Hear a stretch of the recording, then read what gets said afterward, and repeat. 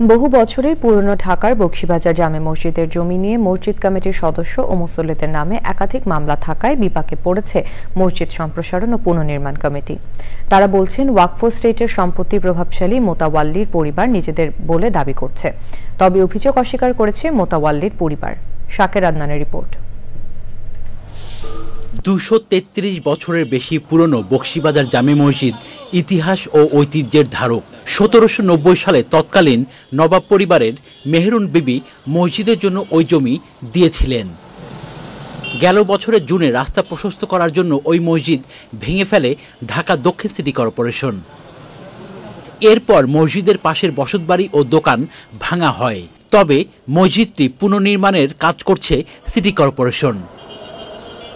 বকশীবাজার জামে মসজিদ সম্প্রসারণ ও পুনর্নির্মাণ কমিটির অভিযোগ, ওয়াকফ স্টেটের জায়গা নিজেদের বলে দাবি করে উচ্চ ও নিম্ন আদালতে একাধিক মামলা করেছে মোতাওয়াল্লির পরিবার। ব্যক্তির নামে কোনো কিছুই ওয়াকফ নাই, পুরোটাই মসজিদের নামে ওয়াকফ করা।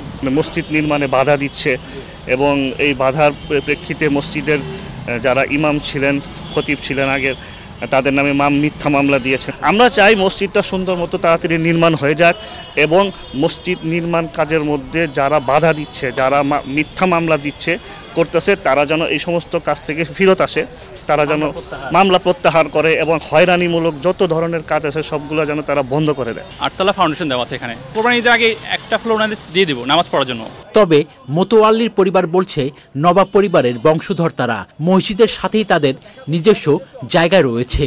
3 দাগের জায়গা, আপনার দোকানের দাগ আলাদা, মসজিদের জায়গা আলাদা, তারপর আমার বসতবাড়ি দাগ যেহেতু আলাদা, আমার বসতবাড়ি আপনার সিটি জরিপ SARS বলেন ব্রিটিশ পর্চা থেকে আমার সব কিছু করা আছে। মসজিদের কাজ চলমান থাকায় পাশে অস্থায়ী একটি মসজিদে নামাজ পড়ছেন এলাকাবাসী।